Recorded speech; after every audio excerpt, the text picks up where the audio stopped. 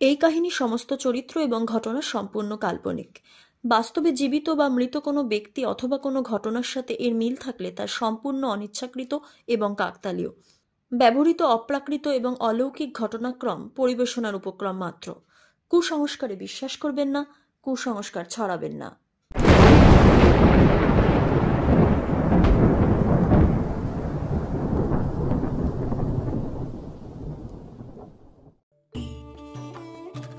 আপনারা শুনছেন 221B Harrison road, বাংলার ভূত, বাংলার ভয়, উল্টোপাল্টা গল্প নয়। আমি প্রত্যয়, আর আমার সাথে আছে সুমিতেন্দ্র। আজ আপনারা শুনবেন তালদিঘির এপিসোড নাম্বার 34, বৃষ্টি রাতের ট্রেন। কনকনাথ কর্মকারের ভূমিকায় কিংবদন্তি চ্যানেল থেকে সৌরভ রায়, মাস্টার ও রূপনারায়ণ মিত্তিরের ভূমিকায় সুমিতেন্দ্র, রাম গাঙ্গুলির ভূমিকায় শুভদীপ, ফটিক, উমানাথ, নিবারুণ ভাদুরী এবং অন্যান্য চরিত্রে রয়েছি আমি প্রত্যয়। অনুষ্কার চরিত্রে রয়েছে Madhura. This show is supported by the members of 221B Harrison road: Ananya Ganguly, Abhinya Singha Roy, Sonia D Dutta, Saikat Bhuiyan, Sheikh Shamsuddin, Sara Eden, Mohammad Wasim Khan, dream stay family, Abhijit Bhakat, wanderer community, SB collection, Bidisha Mukherjee, Joynal Mallick, travel with MTV rider, Kunal Roy, KS gaming, Rohit Pradhan, Sayan Pal, Joyraj, Samriddha Das, Ankan, Subrata Jana, the Bong boy, Sancita Sarkar, 4বিট ফ্লিঞ্চ, air entertain Rajbanshi, সৌমিকা বিশ্বাস, দীপায়ন ঘোষ, রিয়া সাহা, সোমনাথ মণ্ডল, দীপায়ন মাহাতো, সন্দীপন কোলে, সুমনা রয় এবং সৌভিক দাস। আপনাদেরকে অসংখ্য ধন্যবাদ আমাদেরকে এভাবে support করার জন্য। আর যারা এখনও মেম্বারশিপ নেননি, যদি পারেন আমাদের মেম্বারশিপ নিয়ে অবশ্যই সাপোর্ট করবেন। A big thank you to everyone.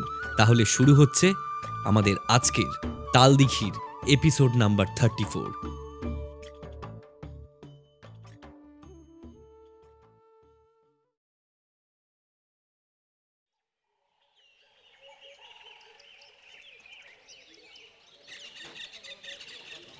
আরে এই যে মিত্তির মশাই, যে কি খবর, ভালো আছেন? আছি আছি ভালোই আছি। কি খবর বলো? বিকেলবেলায় বৃষ্টিটা একটু ধরতে গাবতলায় এসে বসেছি। এই আন্তাবড়ি কথাবার্তা চলছে, হঠাৎ দেখি তার খাস লোক নরসিংহর সাথে বাইকে চেপে এই দিকেই আসছেন মিত্তির মশাই, মানে রূপনারায়ণ মিত্তির। দূর থেকেই ওই হাতের সোনার জল করা ঘড়িখানা আর আদ্যিকালের সোনার ফ্রেমের চশমাটা দেখেই চিনতে পেরেছি। উনি আমাদের তালদিঘির বাসিন্দা না হলেও অতি সজ্জন ব্যক্তি এবং ইন্টারেস্টিং একজন ক্যারেক্টার বটে। এই অঞ্চলের একসময়কার জমিদার বাড়ির বংশধর। মিত্তির মশাই বাইক থেকে নেমে এসে বসলেন, নরসিংহও বসল। তা হঠাৎ মিত্তির মশাই ভবানীগড়ের ভদ্রাসন ছেড়ে আজ এই পাড়াগায় পদার্পণ? আরে আরে, প্রজারা কেমন আছে দেখতে হবে না?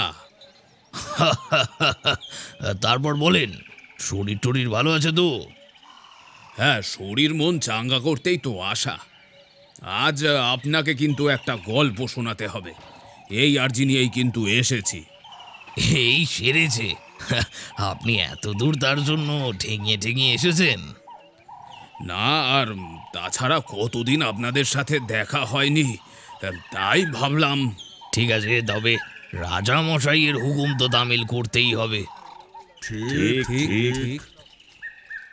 আজ আর কর্মকার মশাইকে এক ফোঁটা তোষামোদ করতে হলো না। বোধহয় স্বয়ং জমিদার মশাইয়ের পৃষ্ঠপোষকতার পাত্র হয়ে বেশ মনে মনে টকবক করছেন। হাঁক পেরে খোশ মেজাজে হুকুম করলেন, ফটিক, নে চাটা বসা দেখি। আজ এই বৃষ্টির দিনে একটা খুব ভালো ঘটনা মনে পড়েছে, শুনুন তবে।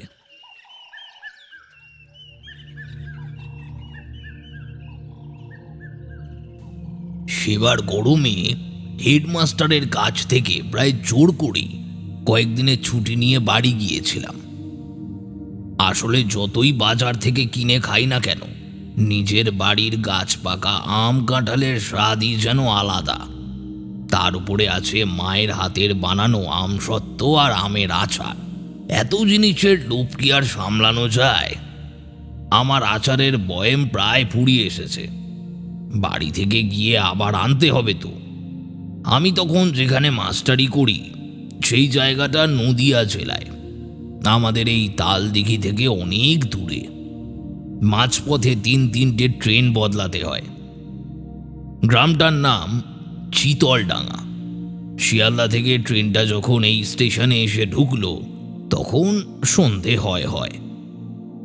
আসলে তখনকার দিনে ওই সব জায়গায় ছিল সিঙ্গেল লাইন। জাংশন থেকে ছাড়লে কখন যে পৌঁছবে তার কোনো ঠিক নেই। এখান থেকে মিটার গজে ট্রেন ধরে প্রায় আধ ঘন্টা 1 ঘন্টার পথ পেরোলে তারপর আমার গন্তব্য চিতলডাঙ্গা। ফাঁকা এদো গায়ের স্টেশন। কে যে বুঝি বুদ্ধি করে এখান থেকে লাইন বদলানোর ভাতখানা ফেঁদেছিল কে জানে। আমি স্টেশনে বসে পরের ট্রেনের জন্য অপেক্ষা করছি। প্ল্যাটফর্মে জায়গায় জায়গায় ছোট ছোট গর্তগুলোতে জল জমা আর কাদা দেখে বোঝাই যাচ্ছে যে কিছুক্ষণ আগে এখানে 1 পশলা বৃষ্টি হয়ে গেছে। ঠান্ডা একটা হাওয়া শরীর থেকে যেন দুপুরের সমস্ত ক্লান্তিকে ধুইয়ে দিয়ে যাচ্ছে। স্টেশনটা একেবারে সাদামাটা। সারাদিনে কয়েকটা মাত্র ট্রেন এখানে থামে। ট্রেন আসা বা যাওয়ার সময়টুকু ছাড়া খুব একটা মানুষের ভিড় দেখা যায় না। উল্টো দিকে প্ল্যাটফর্মটা একেবারে ফাঁকা। 2টো কুকুর শুধু একটা বিরাট কৃষ্ণচূড়া গাছের বেদির ওপরে শুয়ে বিশ্রাম নিচ্ছে। কিন্তু এদিকের প্ল্যাটফর্মে একটা ঝরঝরে শেডের নিচে বেশ কিছু মানুষ জমা হয়েছে। এরা সবাই ওই মিটার গেজে ট্রেন ধরবে। বুঝলাম ট্রেন আসতে খুব বেশি দেরি নেই। সন্ধ্যের অন্ধকার গাঢ় হতে শুরু করেছে। প্ল্যাটফর্মের ল্যাম্পপোস্টে সামান্য কটা ক্ষীণ আলো একটা একটা করে জ্বলে উঠছে। আমি বসেছিলাম একটা সিমেন্টের বেঞ্চে। আমার পাশে বসেছিল একটি মেয়ে। বয়স খুব বেশি হলে ওই 19-20 হবে। হাতের ব্যাগ দেখে মনে হলো কলেজ পড়ুয়া। বেশ চিপচিপে, লম্বা, গ্রাম্য হলেও চোখে মুখে শিক্ষার ছাপ আছে। আমরা সবাই ট্রেনের জন্য অপেক্ষা করছি। আমি এর মধ্যে একটা জিনিস বারবার লক্ষ্য করছিলাম যে মেয়েটি অপর দিকের প্ল্যাটফর্মের দিকে তাকিয়ে মাঝে মাঝেই কিছু একটা দেখছে আর চমকে উঠছে। আর তার সমস্ত চোখ মুখ যেন ভয় কুঁকড়ে যাচ্ছে। প্রথমে আমি খুব একটা পাত্তা দিইনি, কারণ শুধুমাত্র অনুমানের ভিত্তিতে তো আর কাউকে কিছু বলা যায় না। কিন্তু কিছুক্ষণ পর মেয়েটি নিজেই মুখ খুলল। বলছি, শুনছেন? ওখানে ওখানে ওটা কে দাঁড়িয়ে আছে বলুন তো? কি কি বিভৎস চেহারা!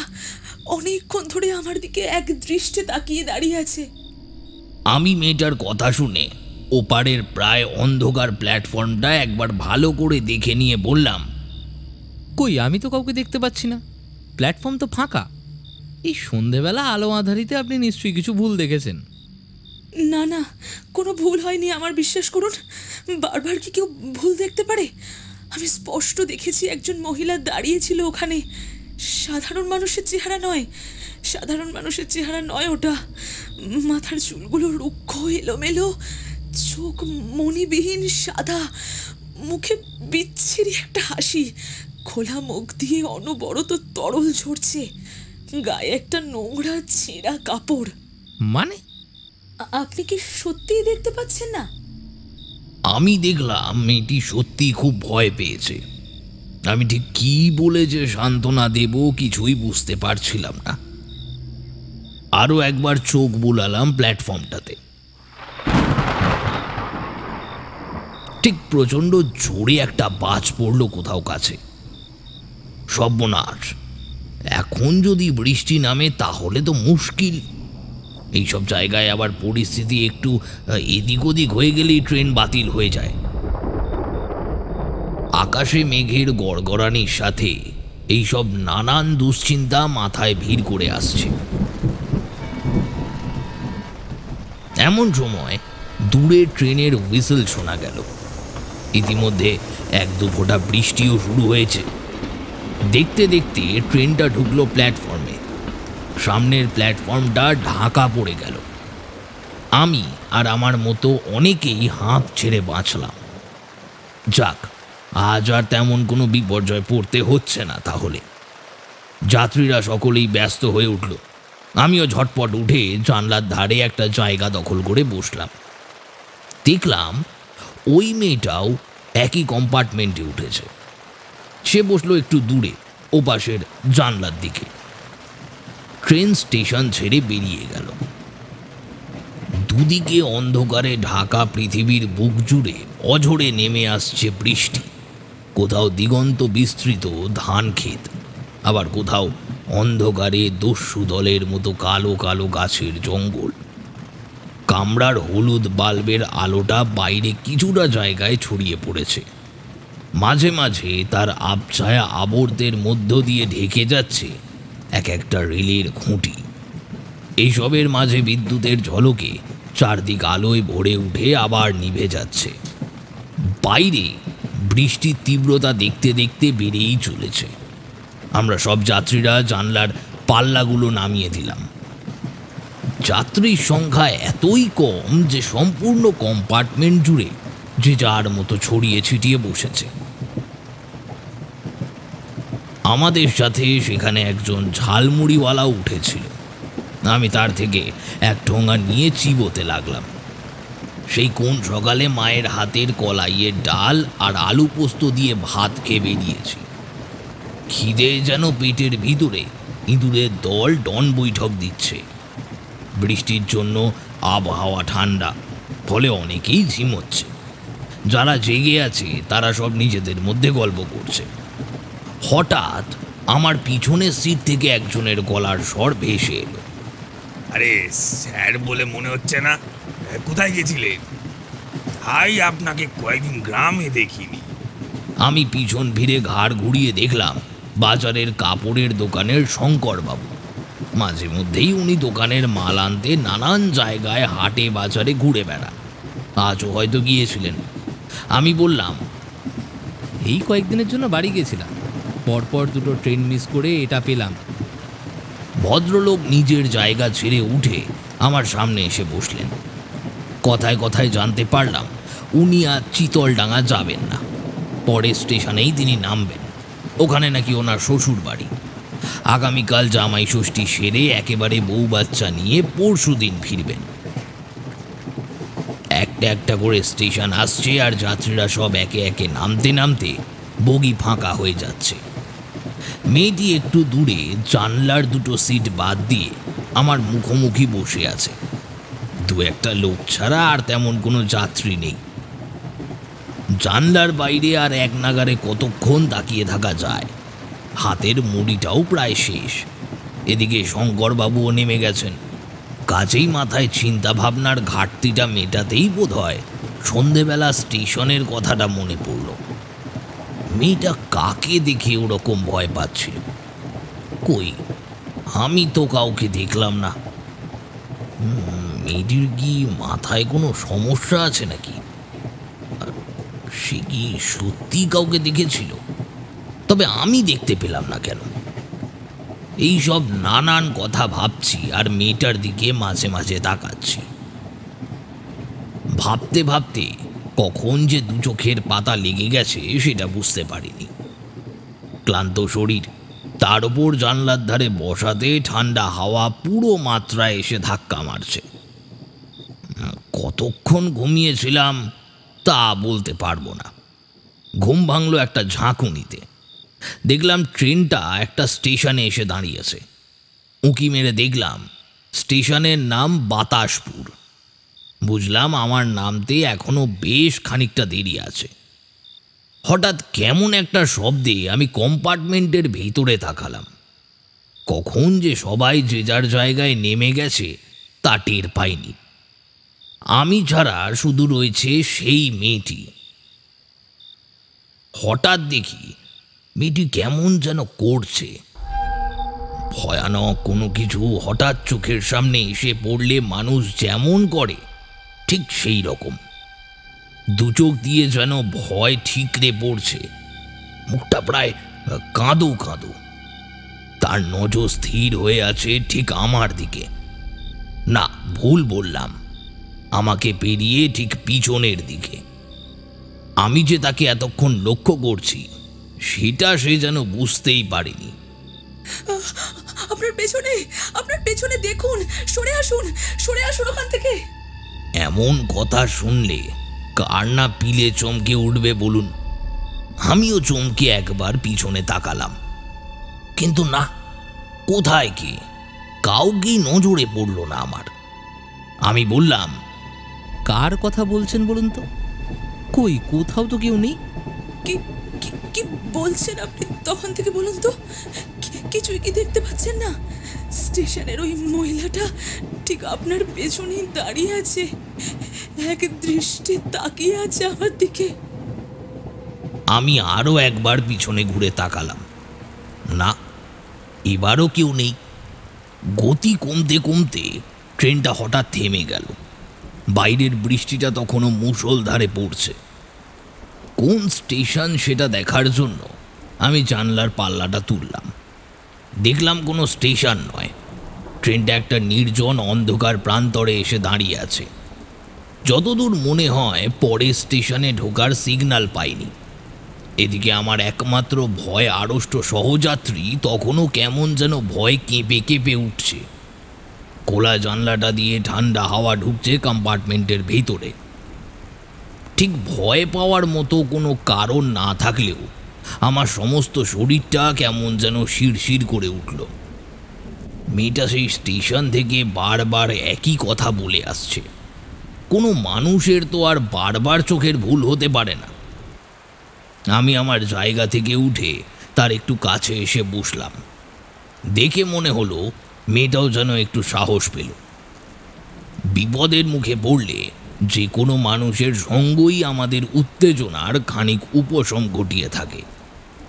আমি অস্বস্তিটা কাটাতেই খানিক আলাপ জমানোর চেষ্টা করলাম। আপনি বুঝি পড়াশোনা করেন?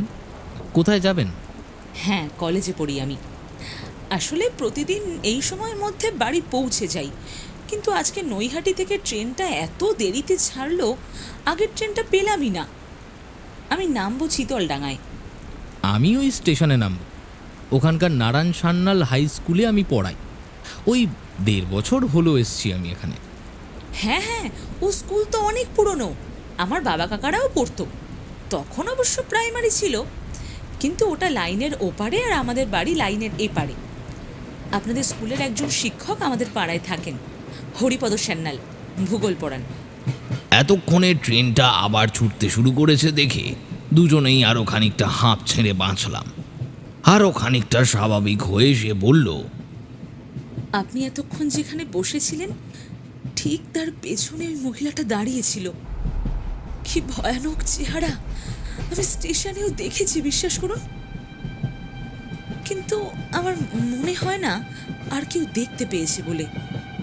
অমন চেহারা দেখলেই সবার মুখে ভয় ফুটে উঠত। আচ্ছা, আমি আজ বাড়ি ফিরতে পারবো তো?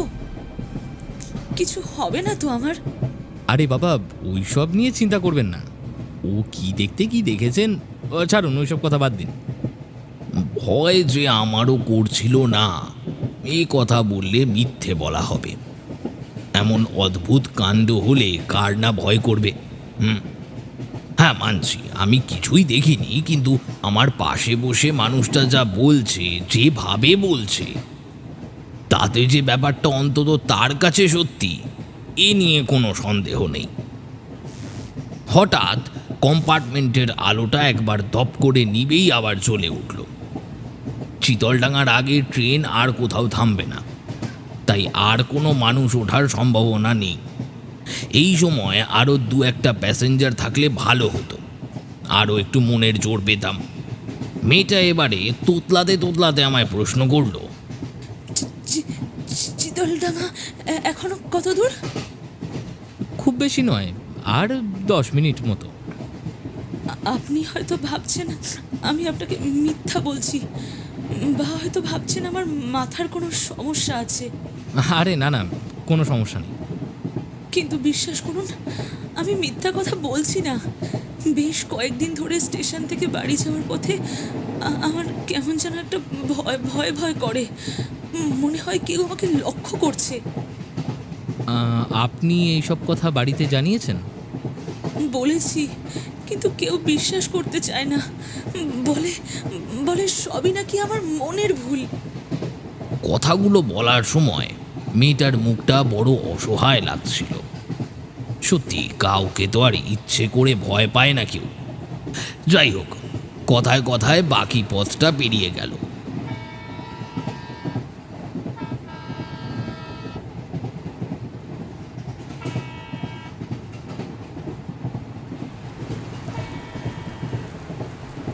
একেবারে ছোট্ট স্টেশন চিতলডাঙ্গা।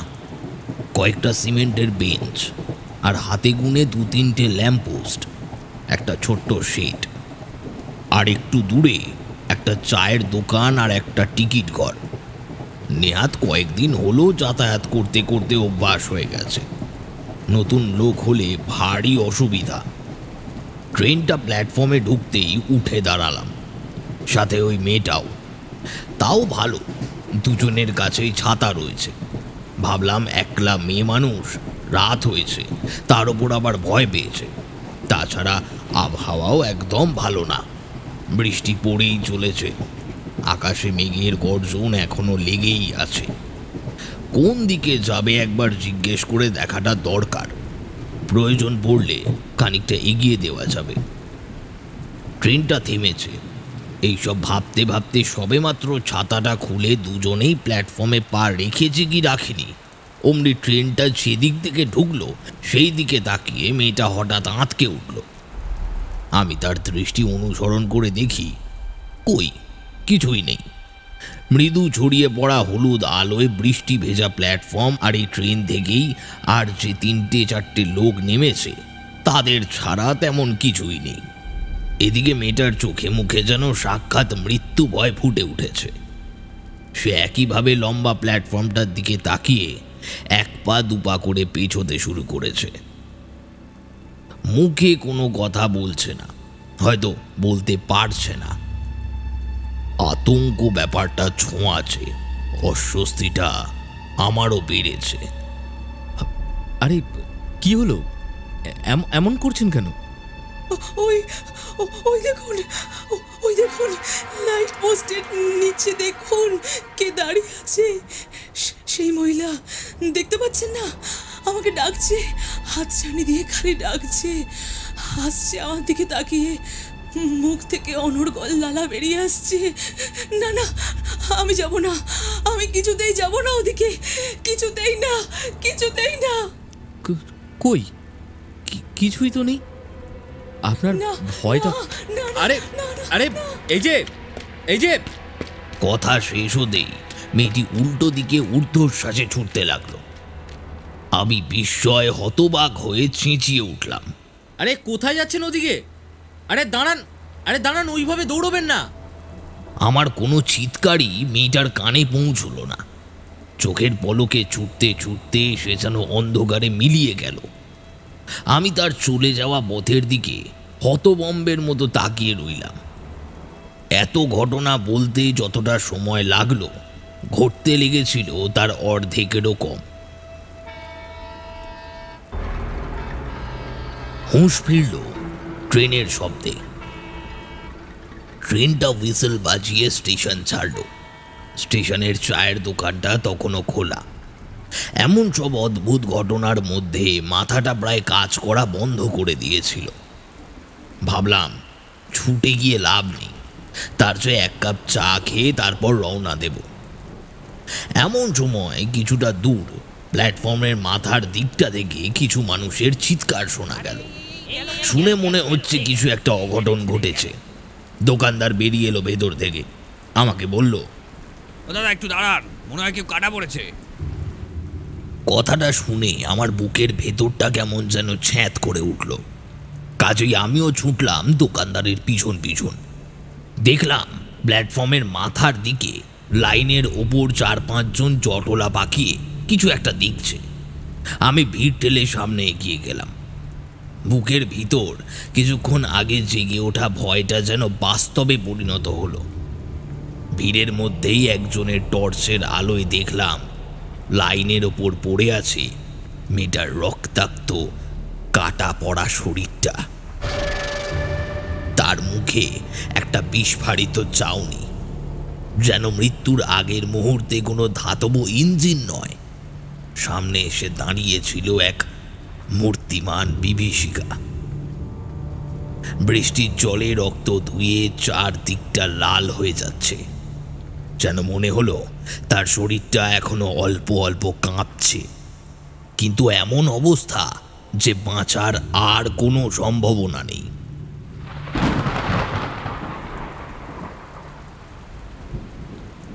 শেষ রক্ষা আর হলো না। একটা ফুটফুটে তাজা প্রাণ চলে গেল আমার চোখের সামনে। আমিও কিছুই করতে পারলাম না। বেশ কয়েকদিন হলো এখানে মাস্টারি করছি, কাজেই অনেক মানুষই আমাকে চেনে।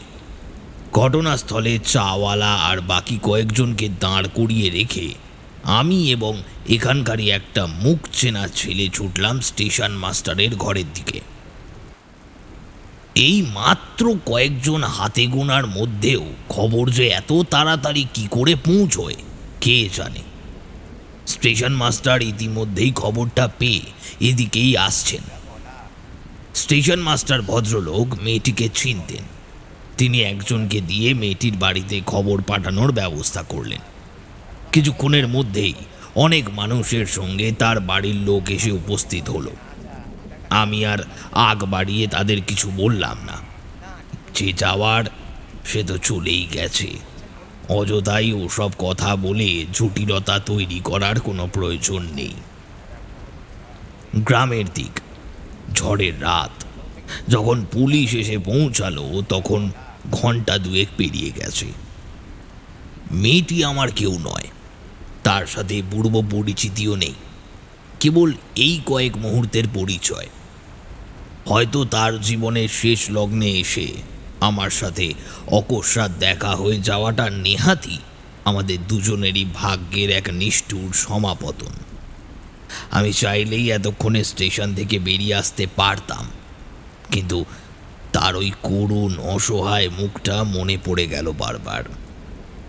তার শেষ সময় স্বার্থপরের মতো আমিও পালিয়ে আসব? না না না, সেটা করা যায় না। পুলিশ তার দেহাবশেষ নিয়ে চলে যাওয়ার পর আস্তে আস্তে স্টেশন চত্বর আবার খালি হয়ে গেল। আমি আমার হাত ঘড়িতে সময় দেখলাম, রাত 12:10। কখন যে এতগুলো ঘন্টা পেরিয়ে গেছে সেটা বুঝতেই পারিনি। স্টেশন থেকে আমার বাড়ি বেশ খানিকটা পথ।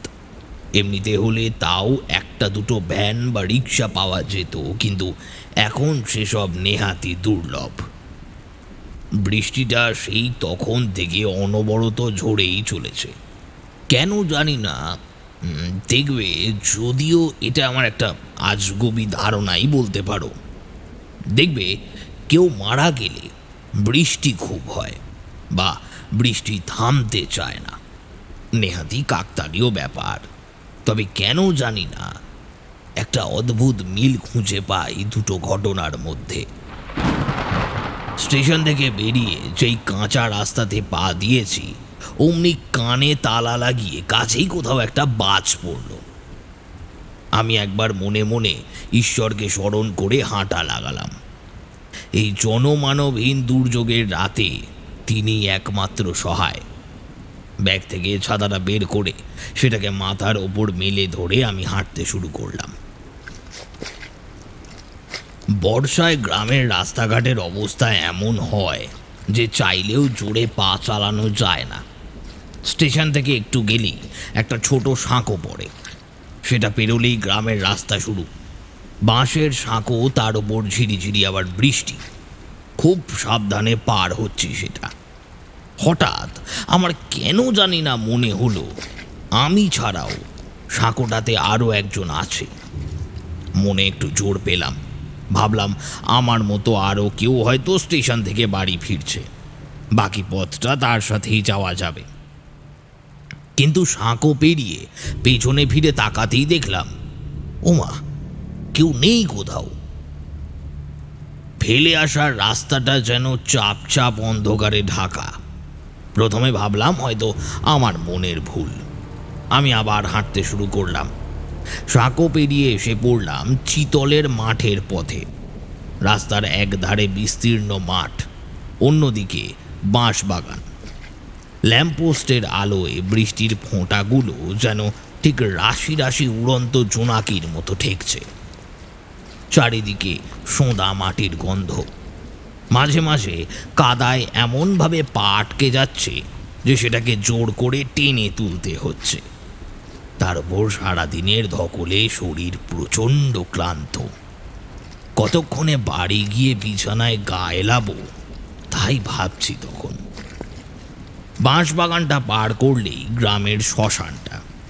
এর আগে রাতে বহুবার আসা যাওয়া করেছি এই রাস্তায়, কিন্তু আজ কেন জানি না একটু ভয় ভয় করছে। বারবার ওই মেয়েটির মুখে শোনা সেই বিভৎস চেহারাটার কথা মনে পড়ছে। শ্মশানের রাস্তাটাতে পা রাখতেই দূরে একদল শেয়াল ডেকে উঠল। নিজেদের এলাকায় এত রাতে হয়তো অযাচিত কাউকে ওরা পছন্দ করে না। আমি একবার থামলাম। কোনো এক অজানা কারণেই আমার সমস্ত শরীর কেমন যেন ভারী হয়ে আসছে। কোথা থেকে একটা কালো বিড়াল রাস্তাটার একদিক থেকে উঠে এসে আমার সামনে দাঁড়ালো। বিচ্ছিরিভাবে বেশ কয়েকবার ডেকে আবার শ্মশানের দিকে চলে গেল। আসার পথে আজ যে ভয়ানক অভিজ্ঞতা আমার হয়েছে তাতেই হয়তো মনটা বেশ দুর্বল হয়ে পড়েছে। তবে সাহস ছিল আমার বাবার। আমরা কোনো ভাই বোনেরাই বাবার সেই গুণ পাইনি। হঠাৎ বাবার কথা মনে পড়ল। আমার বাবা বলতেন, সংসারের সবচেয়ে পবিত্র জায়গা হলো শ্মশান। মানুষের আত্মা এখানে পরমাত্মার সাথে মিলিত হয়। মনে যেন জোর পেলাম। সেই রাতের অভিজ্ঞতার কথা এ জন্মে শুধু নয়, আগামী বেশ কয়েক জন্মেও হয়তো ভুলব না।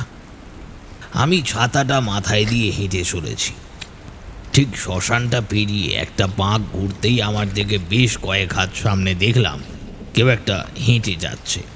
ল্যাম্পপোস্টের আলোয় চেহারাটা মাঝে মাঝে স্পষ্ট হয়ে উঠছে, আবার আলোর গণ্ডি পেরিয়ে যেতেই সেটা অন্ধকারে গা ঢাকা দিচ্ছে। প্রথমে ভেবেছিলাম হয়তো আমার চোখের ভুল, কিন্তু না, চোখের ভুল মোটেই নয়। যতবার ল্যাম্পপোস্টের আলোর তলায় সে এসে পড়ছে ততবারই যেন তার অবয়ব স্পষ্ট হয়ে উঠছে। ততক্ষণে আমি এতটুকু বুঝতে পেরেছি যে সামনে যে হাঁটছে সে একজন মহিলা, বেশ লম্বা, ছিপছিপে চেহারা। মনে মনে ভাবলাম, এই রাত দুপুরে এই ঝড় বাদলের মধ্যে একজন মহিলা একা একা কোথায় যাচ্ছে? শহরের দিকে হলে তাও নয় মানা যেত, কিন্তু গ্রামে তো এমনটা হওয়ার কথা নয়। তবে কি এও কোনো বিপদে পড়েছে? আমি কিন্তু থামলাম না, তার পিছন পিছন চলতে লাগলাম। এই যে শুনছেন, এত রাতে আপনি একা কোথায় যাচ্ছেন? আপনার সাথে আর কেউ আছে? এই যে। কোনো লাভ হলো না। আমার সমস্ত হাঁক ডাক বিফলে গেল। সেই মহিলা একইভাবে হেঁটে চলেছে। আমিও তার সাথে তালে তাল মিলিয়ে এগোচ্ছি। হঠাৎ একটা ল্যাম্পপোস্টের নিচে এসে দাঁড়িয়ে পড়ল। রাস্তার একধারে বিশাল ধান ক্ষেত আর অন্যদিকে ঝোপঝাড়ে ভরা জঙ্গল। সাথে সাথে আমিও থামলাম। প্রথমে ভাবলাম সে হয়তো আমার উপস্থিতি টের পেয়ে ঘুরে তাকাচ্ছে, কিন্তু আমার দিকে ঘুরে দাঁড়াতেই সে ভুল ভেঙে গেল। দেখলাম এতক্ষণ আমি যাকে সাধারণ এক গ্রাম্য মহিলা ভেবে ভুল করছি, সেটা তো সন্ধেবেলা লাইনে কাঁটা পড়া সেই মেয়েটা। কিন্তু কিন্তু আগের চেহারার সাথে এখনকার চেহারার কোনো মিল নেই।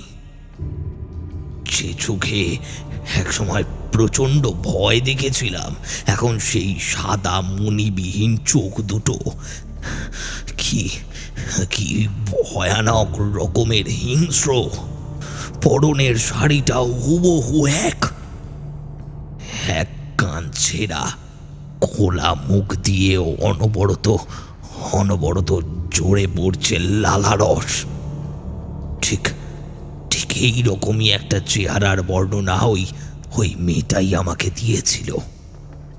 এখন বুঝতে পারছি যে তার বর্ণনা কতটা নির্ভুল ছিল, কিন্তু সেই যেন এখন তার বর্ণিত সেই বিভৎস মূর্তির রূপ ধারণ করেছে।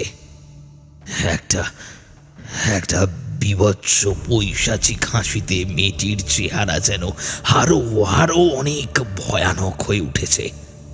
হাত নেড়ে সে ক্রমশ আমাকে নিজের দিকে ডাকছে। শারীরিক অভিব্যক্তির এতটুকু পরিবর্তন নেই, একইভাবে সে ডেকে চলেছে আমায়। আমার মন বলছে এই মুহূর্তে এখান থেকে না পালাতে পারলে হয়তো আর প্রাণে বাঁচবো না। আমি আমার সমস্ত শক্তি দিয়ে চেষ্টা করছি ছুটে পালাতে, কিন্তু ভয় আতঙ্কে আমার শরীর যেন পাথর হয়ে গেছে। আমি হাজার চেষ্টা করেও নিজেকে এক চুলও নাড়াতে পারছি না। কিছু একটা যেন আমার গলার কাছে দলা পাকিয়ে উঠেছে, শ্বাস বন্ধ হওয়ার জোগাড়। মেয়েটি কিন্তু একইভাবে দাঁড়িয়ে আছে সেখানে, অঙ্গভঙ্গির এতটুকু পরিবর্তন নেই। আরো বেশ কিছুক্ষণ এইভাবে চলার পর সেই মূর্তিমান বিভীষিকা রাস্তা থেকে নেমে পাশে ঝোপের আড়ালে যেন অন্ধকারে মিলিয়ে গেল। আশ্চর্য, যেমন অকস্মাৎ তার উদয় তেমনি অকস্মাৎ তার বিদায়। সেই মূর্তি ঝোপের অন্ধকারে আড়াল হয়ে যাওয়ার সাথে সাথেই আশেপাশের পরিবেশ আবার কেমন যেন স্বাভাবিক হয়ে গেল। আমিও যেন শরীরের বল ফিরে পেলাম। মনে সাহস জুগিয়ে এক পা দুপা করে এগোতে লাগলাম। বারবার মনে হচ্ছিল আবার হয়তো সে এসে দাঁড়াবে আমার সামনে, কিন্তু সে রাতে আর কোনো বিপদ আমার হয়নি। বাকি পথটা নির্বিঘ্নেই পার করে বাড়ি ফিরেছিলাম। পরের দিন আর স্কুলে যাওয়া হয়নি আমার। প্রচণ্ড জ্বরে বেহুশ হয়ে পড়েছিলাম 2 দিন। সত্যি কথা বলতে কি, মেয়েটার মুখটা আজও আমার স্পষ্ট মনে আছে। তার 2 রূপই আমি আজও ভুলিনি। মেয়েটা বাঁচতে চেয়েছিল। আসলে ভগবান কখন আমাদের জীবনের কোন পাঠ পড়াবেন সেটা কেউ বলতে পারে না। তার সৃষ্টির রহস্য একমাত্র তিনি নিজেই জানেন। এমন গল্প শুনে আমাদের কারুর মুখেই আর কোনো কথা ফুটল না, কিন্তু একটা প্রশ্নের উত্তর যে আমি কিছুতেই খুঁজে পাচ্ছিলাম না। শেষমেশ না থাকতে পেরে জিজ্ঞাসা করলাম, আচ্ছা, কিন্তু সে আপনাকে অমন করে ছেড়ে দিল কেন? কর্মকার মশাই কাঁধ ঝাঁকিয়ে বললেন, কি বলবো মাস্টার, সে প্রশ্নের উত্তর আমি আজও পাইনি, আর সত্যি বলতে খুঁজেও দেখিনি। প্রাণ নিয়ে যে আমি বেঁচে ফিরেছিলাম এই ঢের। কনকনাথ কর্মকারের কথাগুলো শুনতে শুনতেই লক্ষ্য করছিলাম যে মিত্তির মশাইয়ের মুখে কেমন যেন একটা অন্ধকার ঘনিয়ে আসছে। এইবারে তিনি যখন কথা বললেন বুঝতে পারলাম কেন। কারণ যে মানুষ চলা থামিয়ে দিয়েছে তাকে সে ধরতে পারে না। মানে? আপনি যার পাল্লায় পড়েছিলেন সে এক বিশেষ ধরনের প্রেতাত্মা। এদের জীবিত জগতের প্রতি চরম আক্রোশ। কোনো নারী যখন অমাবস্যার রাতে অপঘাতে মারা যায় মানে এমন কোনো বিশ্রী দুর্ঘটনায় মারা যায় যাতে তার কোনো রকমের অঙ্গহানি হচ্ছে, তখন মাঝে মাঝে তাদের আত্মা ঘটনার অভিঘাতে ক্ষেপে উঠে এই রকম রূপ ধারণ করতে পারে। এরা অকালে নিজেদের এই পরিণতি মেনে নিতে পারে না, তাই ক্ষুব্ধ হয়ে ওঠে, আর সেই ক্ষোভ বার করে জলজ্যান্ত মানুষের ওপর। কিন্তু তার ক্ষমতার কিছু সীমাবদ্ধতা রয়েছে বলতে পারো। সে মুখে কোনো শব্দ করতে পারে না, সব সময় তার মুখে লেগে থাকে একটা কান চেরা হাসি। সে কেবল হাতছানি দিয়ে ডাকতে পারে, তবে এর সামনে পড়লে ভয় পেয়ে যেই পালাতে গেছো অমনি বিপদ, তোমার মৃত্যু অবধারিত। এক জায়গায় নিশ্চুপ নিশ্চল ভাবে দাঁড়িয়ে বা বসে থাকতে পারো যদি, তাহলে সে তোমার কিচ্ছু করতে পারবে না। ওই জন্যই মেয়েটা পালাতে গিয়েই মারা গেল। তার আগেও তো কতবার দেখেছিল, কিছু হয়নি। ঠিক কথা, কিন্তু আপনি এসব কথা জানলেন কি করে? সে অনেক কথা। আজ আমি উঠি, অনেকটা পথ যেতে হবে। বর্ষাকাল, কখন আবার ঝপ করে নেমে পড়বে বলা যায় না। খুব তাড়াতাড়ি আরেকদিন আসবো, সেদিন বলবো সে কথা। ওরে নরসিংহ রে বাবা, নে নে মোটর বাইকটা স্টার্ট দে রে বাবা। হ্যাঁ, দেরি করে লাভ নেই, হেঁটে হেঁটে ফিরবো আবার, যদি পথে কিছু অঘটন হয়। আরে ভিতর ডিম, ওটা মেয়ে মানুষে মরলে হয়। হেই এলাম সকলে। আসেন কর্তা। ফটিক, আসি রে, এই টাকাটা কাল দিচ্ছি। আরে ঠিক আছে, আমি আস্তে আস্তে গুটাই।